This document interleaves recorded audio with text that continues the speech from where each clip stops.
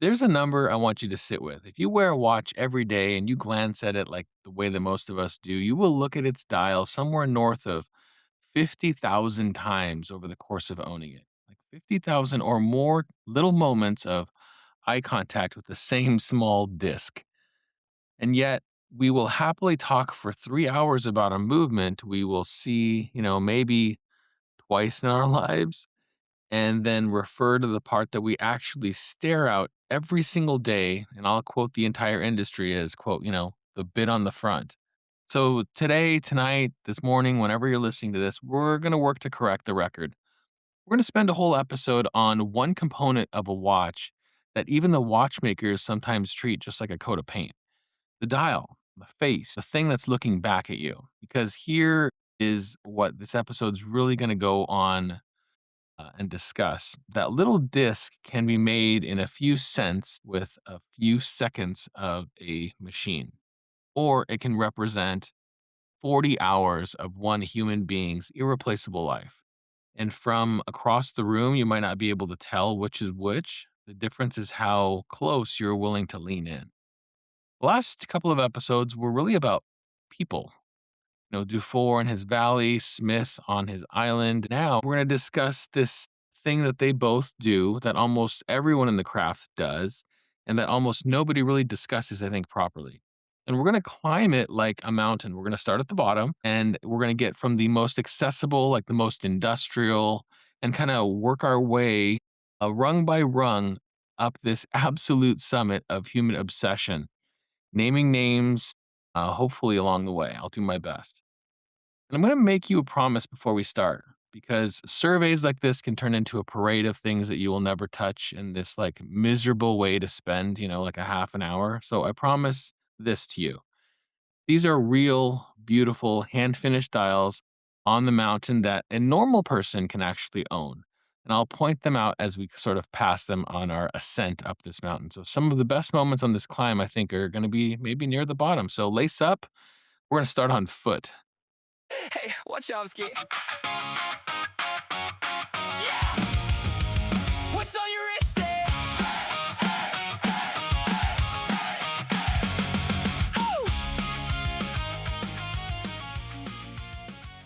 All right, welcome back to What's on Your Wrist Day. I am Wachowski. Tonight is the craft episode, or kind of the first of some craft episodes that I've been thinking about. We've been around the world over the last couple of weeks. We went to with La Sentier, with Philippe Dufour, the Isle of Man, with Roger Smith, and the last week kind of through this sort of modern revival. So now what we're going to do is we're going to slow down and we're going to look at one thing very carefully: the dial, also known as the face, right? So the most overlooked part of any watch that probably you've ever owned. And I've built this episode as a climb: 8 rungs, a base camp all the way to summit, with a real sort of watch named at every step. Now, again, these aren't going to be the be all end all of watches, but just ones that I selected that may or may not hopefully be attainable. And by the end of this time, you will not only know what a dial is doing, you will know who is doing this and where to go to look at the results, hopefully with your eyes. So here we go.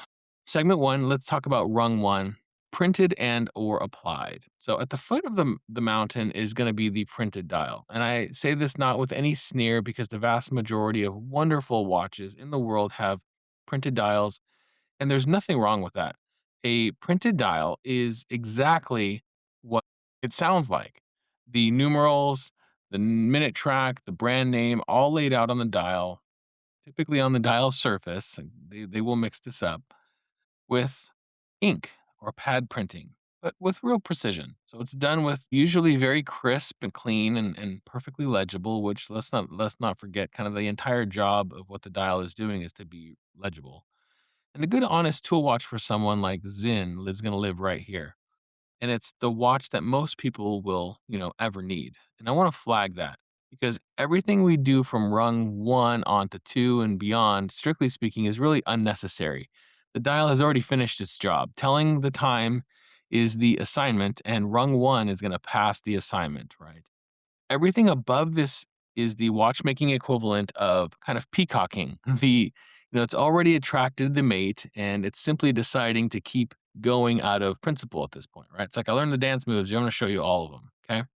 The first small step from printing is the applied marker. Instead of printing a number on the surface, someone will make tiny separate pieces of metal, like a little baton or a numeral, something physical, and they will pin it to the dial. And suddenly now the dial has depth.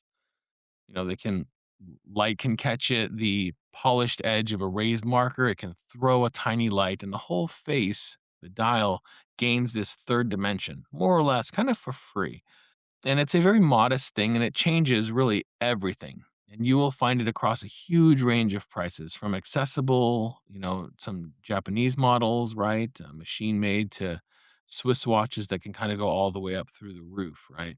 And that's kind of, again, this is just sort of the ground floor. Ink, a little applied bits of metal here or there. And now we're going to start climbing up into texture. So, segment two, we're going to call this rung two, the brushed and sunburst dials. And this is where metal starts to kind of perform.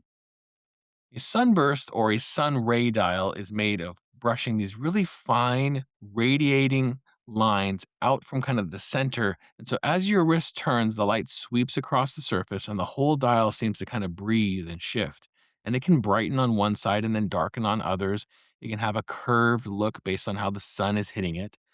And it's one of the quiet, great little pleasures in watchmaking. And masters of this operate at levels that have been seen to make the metal kind of believe that it's doing something that it's not. Now, nobody does dial texture quite like Grand Seiko. Their dials kind of chase light and this concept of the snow and birch forests of northern Japan with this depth that genuinely embarrasses watches costing many times more. And so what you end up kind of standing in a shop and you'll tilt your wrist back and forth like a person who's kind of lost something. And you don't care because the dial is doing something that no photograph could ever capture. And that's why it's so special, I think, especially with the folks that really enjoy Grand Seiko watches. It's something that's really it's a moment for them, right? The Grand Seiko dials are just really special. And I think sometimes when folks look at them in a picture, they see a flat image, or even on Grand Seiko's website, they are notorious for just using digital renders on their website as opposed to just having beautiful professional images taken of their dials, or even a quick, small, 2 or 3 second video of the dial moving in light would just, I mean, it would be able to capture at least a little bit more of what they're trying to go. But I want to put a specific watch in your hands right now because I think this is kind of the first stop in my attainability promise, and it is a beauty. The Fears Brunswick in its copper salmon dials, made by one of the oldest watch names again in Britain. Fears was founded, we know this, in Bristol in 1846, and then they fell silent for decades. And they were woken back up by the founder's great, that's three greats, grandson. And again, that's 3 greats, which is, again, that's a lot of greats, and apparently it's exactly the right amount of number of greats to inherit both a family name and this shakeable sense of obligation to put it back on the dial. And boy, oh boy, what a dial. The salmon tone is not like a coincidence. It's lifted straight from a special Fears watches that were in the 1940s and 50s, and the surface is built up from this kind of galvanic coating of rose gold and copper, and then, and this is the part that I love, that warm coppery surface is vertically brushed by hand, one dial at a time. So they take this perfect dial and then they scratch it, north to south. And again, they do this one dial at a time. And they actually have one, there's a pewter version of the Redcliffe dial that is just gorgeous in person. And so the numerals then, after their dials are completed, the numerals get applied by hand in this typeface that the company drew for itself. And it's a small watch, again, from a small company, and it carries the texture of a real person's action and their work. And so it's just something that you can kind of carry with you that someone held this and actually put their hands onto this dial and worked on it. And here's the part of I think the algorithm doesn't want you to hear. You can own one of these, right? It's not like a six-figure unicorn locked in a safe in Geneva. It's a hand-brushed, genuinely special dial from a British workshop, a real British workshop.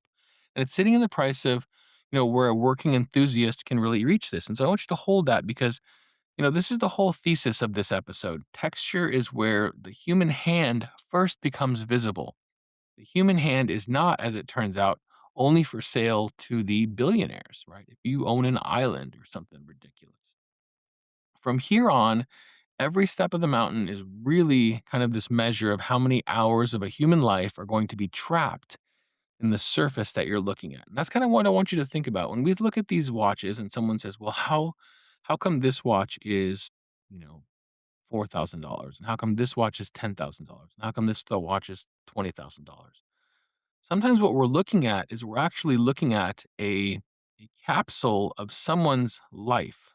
You're looking at 10 hours, or you're looking at 30 hours, or you're looking at 100 hours of someone's life that they've dedicated to this craft. Now, it may be on the dial, it may be on the case, it may be a combination of many hours across a bunch of different specialists, but that's what you're looking at. And that's what you're capturing when you have these on your wrist. Okay, segment 3, we're gonna get into rung 3, and we're gonna call this lacquer. And we're gonna add some depth and also some gloss. And just know that these tiers and these rungs that I have don't just go from, like, step 1, step 2. They're not like a ladder per se. They very much overlap one another. Like, if you were looking at a Moser dial, for example, and it was brushed, or you're gonna get different variations, and so just to see these kind of as overlapping trends, okay, or steps. Now, as we add this depth, we're also going to add some gloss. A lacquer dial is built up in layers of pigment and clear coat. And so it can be polished in between these coats. And so what you get until this surface has kind of this almost wet or liquid kind of a feel. It almost looks like it has a bottomless quality, kind of like you're looking into something and there's actual literal liquid feel to it. And so some of them, the best example I can give you is if you ever went to those old diners, my favorite places to eat really, the mom and pop places, and they would take the wooden table and it was almost like they dipped it in this super heavy clear coat, right? Lacquer. And you could, if it was hard enough, you wouldn't be able to dig your fingernail into it and stuff. But there was a depth to it. You kinda look at an angle, and it would kind of distort some of the wood grain underneath it, and so lacquer can do something very similar to that as well. It has this kind of bottomless quality to it, and then now you can think about when they would actually print. Do they print underneath the lacquer? Do they print into the lacquer in multiple layers? Do they print on top of the lacquer where the letters and numbers look like they're floating on top of the lacquer? And so light doesn't just bounce off of like a great lacquer. It actually kind of sinks into it a little bit and then it kind of glows back at you. And again, if this is done cheaply, lacquer can kind of look like a toy. But when it's done properly, it looks like water kind of at dusk, if that makes any sense. And here's a kind of stop number 2 on this attainability tour, I guess I'll call it. And frankly, the one I get, I don't wanna say evangelical about, but I have a very special spot for this watch. So, there is a Laco, Laco, which is a brand I haven't mentioned in this podcast yet. The Laco Cuxhaven, it's Cuxhaven. They make them in a 39 millimeter and also a 42 millimeter.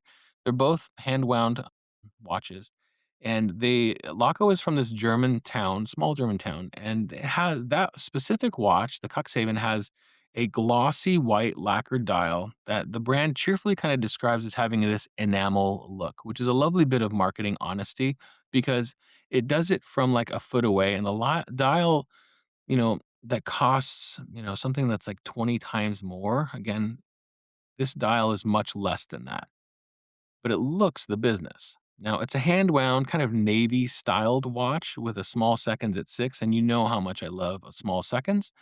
I also love a railroad minute track, and so it has both of those, and it has this beautifully thermally blued hands that kind of float over this creamy gloss dial, and it's not like pretending to be a $100,000 watch. It's just genuinely pretty and properly executed dial that at a price that's really so reasonable that you kind of assume that there's sort of a catch. And you can kinda lean in to find this. Really, there's no catch. You just walk away feeling, like, briefly suspicious that the entire luxury industry is kinda messing with you a little bit. It's a very special watch. And I bring it up precisely because this watch is humble. A survey like this earns its keep when I send you towards something that you can actually find or buy. And the watch itself is on something that I would consider, and I eventually will do an episode just on, like, my favorite things. But the Laco leather strap, there's a strap that comes with the Cuxhaven. There's also a darker version, so if you don't like a light colored dial, you want a darker colored dial, they make a dark dialed variant. But the kind of almost like a nubuck Kyle style, like leather or colored leather, It's tan or neutral. It's one of the few leather straps that I have that I've bought multiple of that go on almost every single watch that I own. Meaning that I could take this 20 millimeter strap, and they also make it in a 22 millimeter, and it can go on almost every single watch I have. They are just remarkable. They're so well built. They're so comfortable. They're one of those straps that you grab and you feel it right when it comes out of the bag that you get it in, and it just feels like it's already broken in, but then it's durable as well. So just a really great German-made strap. So the one that goes with the Laco Cuxhaven is just something that I have a really soft spot for, so I'll throw that in there now. And then again, this lacquer kind of can climb. There's smoked, there's graduated dials. One collector calls it, maybe they might have a dial, not on the Laco, but other collectors may call dials where they see them and they have this fume, where the color is kind of bright and clear right at the center, and then it will fade to almost like a near black or whatever color they're going for at the rim. And this lacquer is really an art form. And H. Moser, they've built an empire doing it better than just about anyone else alive. And the Moser Fume dial, like, it's hard to explain. It's kind of like this window, like looking out into a sunset, if that makes any sense. It's If you're looking at a Fume dial dead on, especially from Moser, it looks like a compressed sunset into like 38 millimeters or whatever, 40 millimeters. It's nuts. And again, the same basic technique or the family of techniques as our friendly brothers at Laco and sisters. I know that they have some female watchmakers there as well. They've executed a completely different attitude, but at a totally different invoice level as well.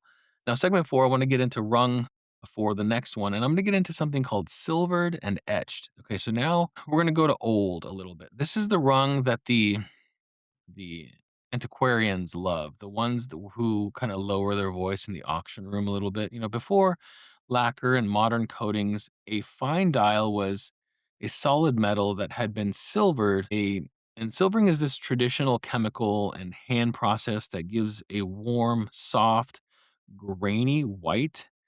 This that can kind of age like good paper rather than cheap plastic.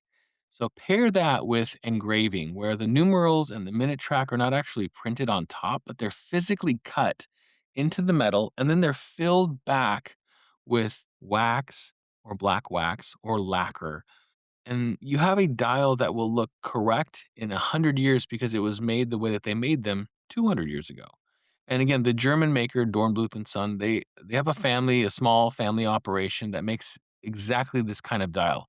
Solid silver in feel and very deeply traditional. The sort of object that makes you instinctively want to lower your voice, like you have wandered into a library or a chapel. And if you want to see the kind of what I would say is kind of the absolute peak of some of these right now, you can look at what Dornbluth is doing, but you can also take a look at Naoya Hida in Japan. So Hida, Hida, is someone that we spent a little bit of time on back in season one. And Hida's team engraves each numeral by hand into German silver and then fills it. And the result is a very humble, handmade perfection that I think sits close in spirit to what everything that Dufour and Smith stand for, with no flash, just a person, this graver, and an absurd amount of unreasonable time and patience per dial. So we are now kind of roughly halfway up this mountain, and you will notice the air getting a little thinner up when we get into this section. From here, every technique involves either a tool most people have never heard of or a kiln that can incinerate a week of work in about 3 seconds and feel nothing as you're going through it. And there are hundreds of thousands, if not millions, of dials that have been thrown away because of kilns and heating and fire processes that just snap, crack, ruin dials. And so there's a lot, I'm sure, that are in the rubbish bin. So segment five, we're going to talk about the rung five, which is guilloche. Now, this is the one that I've been excited to kind of reach. And there was a time when I had started this podcast that I just wanted to talk about just guilloche, and it has turned into something more. 'Cause I think there is much more than just guilloche, but guilloche is a very special technique. So guilloche, or what we would consider engine turning, is the art of cutting precise, repeating, and geometric patterns into a metal dial using a hand cranked machine called a Rose engine. It's like a piece of technology that has basically not changed since the 18th century. And the operator turns a crank by hand, and the dial presses against a cutter, and a system of cams and rosettes kind of guide the metal so the cutter traces a pattern with names that sound like secret menus at like this very pretentious like restaurant. So like barley corn and Clos de Paris and again, you basically will see these kind of like tiny pyramids or basket weaves, right? But they have different fancier terms for them. And you can even get like sunbursts of like impossibly fine lines that will all meet at a single point on the dial. Now, this is also one of those things where if you're working on it for 40 minutes or an hour or a day and you make a mistake, there's no going back and uncutting the metal. That dial gets tossed and they start over again. So here's the thing about a true hand guilloche dial. The machine does not do the work. The machine is just a very clever pencil. The human does the work line by line for hours, and a single slip, again, a single moment of wandering attention or ill timed sneeze can ruin an entire dial and send it into the scrap drawer. And we know this. And the great workshops have these scrap drawers, and it's less of a drawer and probably, I would say, more of a small monument of human fallibility. And they don't like to show it to you. Now, this is what's really remarkable. There was a dial that Atelier Wen had made, and they would, throw away these guilloche dials. And they did this collaboration with Second. And it was really funny because they would take the dials that were ruined, and then they would take basically this almost looks like a pinching or a crimping tool, and they would crimp it and put this very sharp edge to it, and then they would throw them out. And Second had this idea of it'd be really cool if we put, these little gold stitches back on those X's and then reuse those dials. So what they did was they actually took these throwaway dials and then Second took them again as an artist who sort of thinks outside the box and then added texture and digital or not digital, he added metallic stitches that he painted gold and put them on there. So some of those Atelier Wen dials that you'll see have 3 X's on them. Those are the ones that were the collaboration with Second because he knew that they were just throwing these dials away and there was so much work that had gone into them. And the imperfection is what he considers perfection.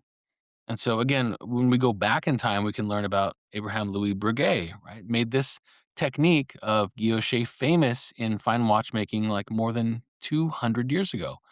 And a handful of houses, they keep this alive today at the highest levels. Like Parmigiani Fleurier is one of the greats at this, and they cut this gorgeous grain pattern into their dials. And Chopek, we know in season 1, and some of the stuff is hand done, some of the stuff is stamped because of the way that there may be certain patterns that they get to the point where they go, "Okay, this pattern is impossible to create on a Rose engine." And so some of them are stamped, for example, right? But they look, again, like they've been hand cut. So again, much of season 1 was kinda built on the identity of what hand guilloche looked like with these dials and these very intricate, almost woven looking completed finishes.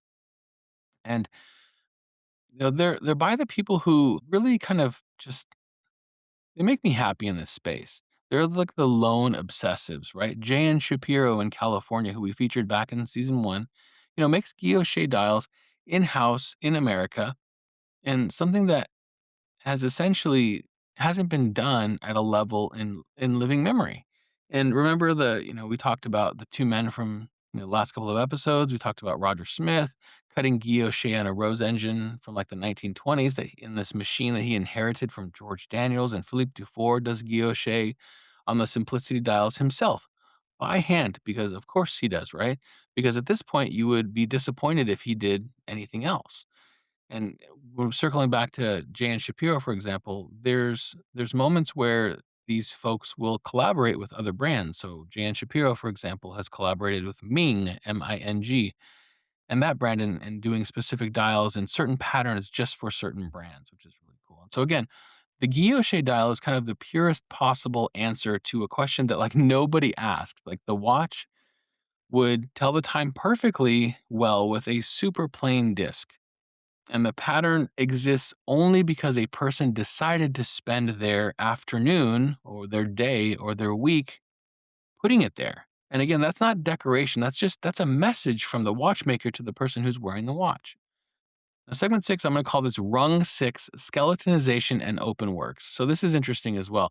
Most of our climb has been about adding things to a dial. This rung is really about taking things away, which is somehow has become even harder and which quietly sort of violates everything you were promised about how effort is supposed to work. A skeletonized, or what we would consider an open worked dial, is one where the metal is actually cut away to reveal the mechanism turning underneath. And basically, what it does is it leaves only a bare structure that's just enough to need that's needed to hold like markers or hands or some offset dial. And again, this sounds like subtraction, but it's really the opposite. Every surface you expose has to be finished, beveled, and polished on every newly created edge because you're creating new exposed sections of the movement that normally aren't seen. So, because now there's nowhere to hide like a lazy corner, you are not removing work, you're actually roughly tripling it in order to end up with less dial. If that makes any sense. So, read that again and try to make some peace with it because the watch industry, they don't understand that sometimes. I think the outsiders don't understand the fact that when you're not removing work, you're tripling it at times. Now, some people will put a very rudimentary movement underneath a skeletonized dial, and it's sort of painful for all of us because it's like put the dial back on so we don't have to look at this thing. But for the most part, when we do see some of these higher end brands giving us skeletonized or open worked movements, it's because there's something that they really want to show you that's really special. Now, on the accessible side, you'll get brands like Hamilton and Orient Star. They'll sell you this genuinely fun open worked watch with very sensible money kind of attached to the requirements for ownership. And it's a wonderful, I think, affordable way to fall in love with watching kind of gears turn on the dial side. Now, Zenith builds an entire DeFi identity around aggressive and modern skeleton work. And then you can kind of get to more of like the summit of this particular rung. You can have something like an AP Royal Oak with this double balance and kind of the double balance wheel where it's open work dial, where the open working isn't just a gimmick, but it's a stage, kind of this purpose built to show off two balance wheels beating at the same time. And where the price climbs again now, we're getting around, 60,000 or high, maybe even high seven figures, depending on the metal and the gemstones and the time of your listening to this. And some of the basic ideas, I think, of the more cheerful Orient Star, I think, is kind of where most folks would lean to, right? And again, it's a radically different number of hours and a radically different number of zeros on the tag, but you get a very similar feel, I think, for a lot of folks as well. And that's why I think we gravitate toward open work movements. Now, rung seven, we're going to call this the Grand Foo enamel. Now, we're kind of getting near the top here, and the air is genuinely dangerous to breathe up here because the rung is where the kiln can take everything away.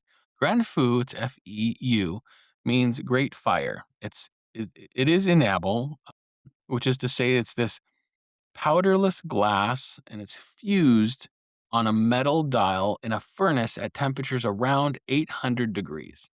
And the dial goes into a fire over and over. Sometimes the single dial can go in more than 12 times, sometimes 15, sometimes 20. And each firing adds a layer, and each firing carries this chance of a single bubble, or a hairline crack, or a stray fleck of dust that will ruin the entire thing and then send weeks into the trash can.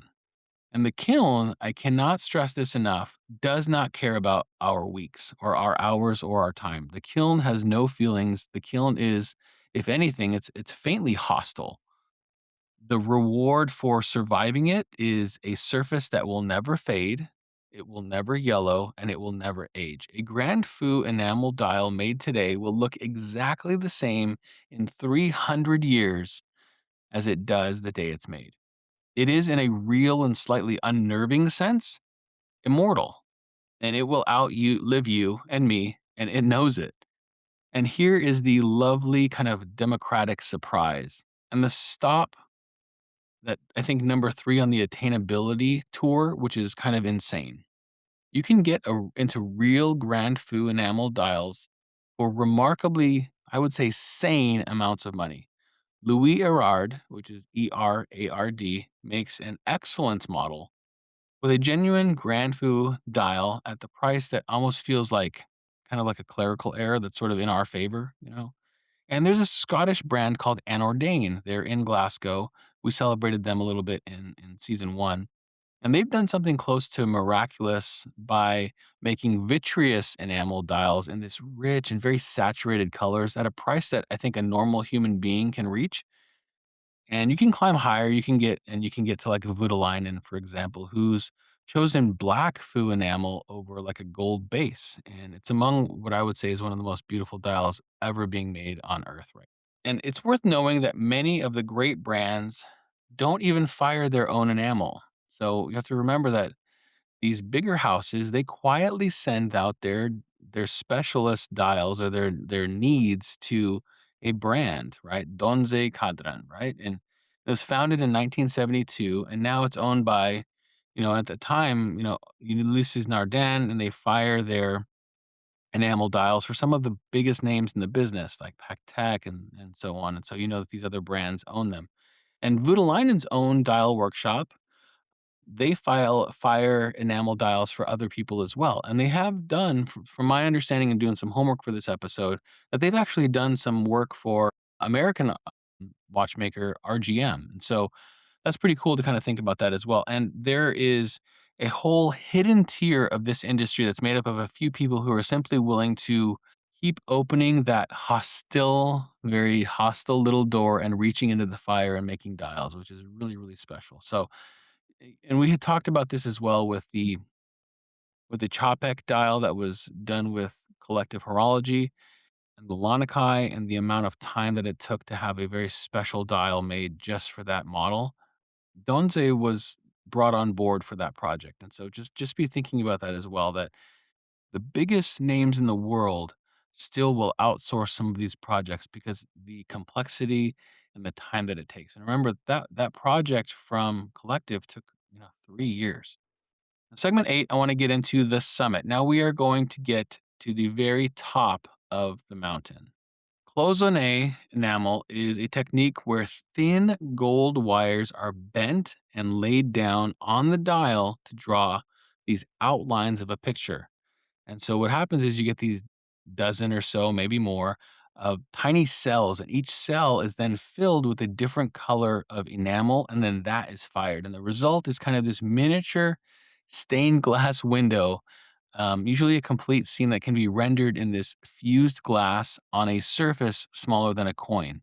Now, Patek Philippe sits at this summit with pieces like I believe the reference is 5531, and they have a world time minute repeater movement that's associated with this. And they have other dials as well. Ulysses Nardin has done this in the past as well, and they're kind of sleeper hits that no one. And their dials kind of depict this terraced vineyards of these beautiful lakes in Geneva. And again, they are enameled by hand. These dials take a master enamelist weeks. The watches cost what a house would cost, and the dial is arguably still kind of the best value component in them, which is insane. It tells you something that's either deeply reassuring or mildly alarming about the rest of the watch because the watch is nuts. Now, besides that, this lost art of miniature enamel painting where, the artist paints an actual scene onto the dial with a brush and a few hairs or a single hair brush, and then firing it to make it permanent. Beauvais has kept this kind of Renaissance level skill alive. They put tiny, breathtaking paintings on dials. And there's work that has more in common with a museum than a factory floor. And this work is stunning. So this is the roof of the world. One human being, a brush or a wire, and a pot of powdered glass, and a fire that actively wants to ruin everything, producing a tiny permanent painting that someone will glance at 50,000 times or more, and most likely take this entire process for granted. And I don't think that there's really anywhere higher to go than that. Let's come back down. Let's call this segment 9. So we've climbed, I think, a whole mountain from a few cents of ink to weeks of a master's life, and I want to leave you somewhere useful rather than, I think, dazzled. Here is what the climb actually teaches us. Almost none of this is necessary. The watch tells the time at each rung if you have a movement that's working. Every single step above that, the brushing, the lacquer, the engraving, the cut lines, the fire, they exist for really no functional reason whatsoever. It exists because somewhere a person decided to do more than they had to do. And that decision, repeated across a whole craft, is the thing that separates an object you use from an object that you love.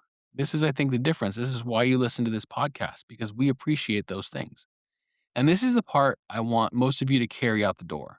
You don't need to climb to the summit to get any of this. Remember the promise from the start of this. The hand brushed spheres with its coppery salmon dial or the silver version that you can get with the pewter that are actually brushed by an actual person. The glossy little 39 millimeter Laco Cuxhaven with a lacquer that's deep enough to really fall into, I would say, at a price that doesn't require a second mortgage. Those those watches carry a real, I would say, human care in them. And we can think about all of the Grand Seiko options as well, right? The SBGA models, and specifically like the 429 and having a brush style and applied indices, just watches that I didn't have the time to go and jump into, or any of the others that you can kind of imagine coming from Grand Seiko and so many other brands. Again, these watches carry real human care in them, the exact same kind that can cost a $500,000 on an enamel dial. Just I think at an altitude that I think we can feel comfortable wearing. And the care, I think, is the whole point. The care is that there is availability at every height of this mountain. And the question was never how much you spent. The question was whether you can see it in your hand. And I think because the dial is the part of the watch that we see the most, it's the part that catches the light when you check the time in a meeting or you're on a train or you're at a kid's recital. It's the part that decades from now, when photographs of this sketch of your life have gone soft and yellow, and you'll still hold the exact texture of whomever made it. And so, what I tell folks is that some dials, like the ones that may age or patina a little bit, there's beauty in that. There's ones that will never age, and there's beauty in that. And so, it really just depends on what your tastes are as a collector. Do you want something that will have a slow aging process, that will grow with you over time, that will show some time on your wrist? Or do you want something that looks exactly like it did 100 years ago? And so, what I would tell you is choose fit carefully. The dial that's going to be on your wrist tomorrow is going to be looking back at you for a very long time. So, enjoy those. All right. Thanks for climbing with me, especially with this episode. If you haven't done so already, please follow this show on Spotify, Amazon Music, Apple Podcasts, and pass this episode along to anyone that's genuinely interested in watchmaking and dials. And I hope that as this show grows, listener by listener, friend by friend, that it's something that we can all share together. I am just I'm really excited to continue to do this for you folks. So thank you for the continued support and for the feedback, and to all of to all of the giants that are in this space that have reached out, that have I've spoken to people who have podcasts that have a million listeners. It's insane, and to know that they've listened to this and have provided me support and suggestions and shared it that's crazy to me. So thank you to them. You know who you are. It's just it's crazy. And then to the YouTubers and these sort of celebrities and giants that are in our space that have just reached out and sent me a wrist shot or sent me an email, restay podcast, RISTE podcast at gmail.com, for sending me things that I would have never thought of. Just know that I'm genuinely appreciative. So that's been what's on your restay. I'm Wachowski. Take care of yourselves and wear something good. Know that I appreciate you folks. Hey, Wachowski. What's on your wrist?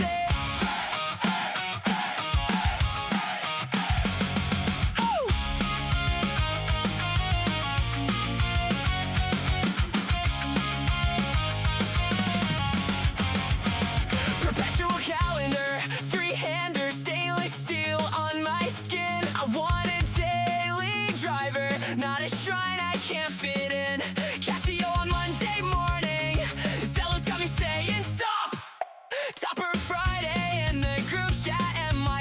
shit just got dropped. I can't afford that, still I stare at it. AD can suck it. I'm in love with the habit. Lauren's group chat gonna make me broke. One more strap swap and I swear it's all a joke. What's on your wrist? What's on your wrist? Daily driver, baby. What's on your wrist? What's on your wrist? I just can't resist. Watch shot, watch shot. Crown out on the wrist. Third swap of the day, yeah, I know. Brown on leather, steel on steel. Then I change it for the show. Gotta on my wish list, but I'm not acting rich. Reddit bros gonna fry us if I call this one a grail and switch. I can't afford that, still I stare at it. AD can suck it, I didn't mean that. I'm in love with a habit. Shout back in the comments, got me losing sleep, but I laugh it off, cause we don't take it today. What's on your wrist? What's on your wrist?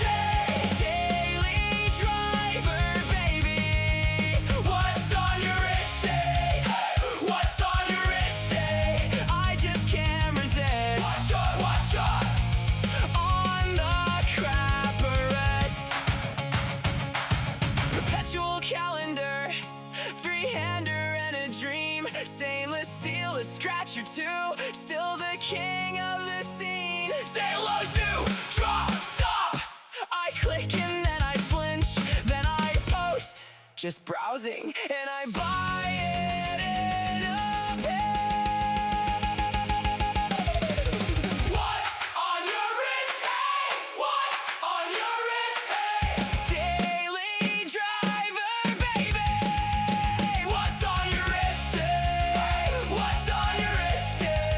I just can't resist. Watch shot, watch shot.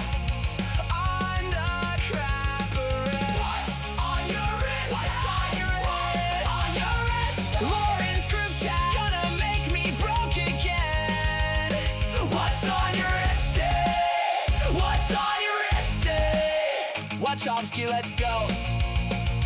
We don't take ourselves too seriously.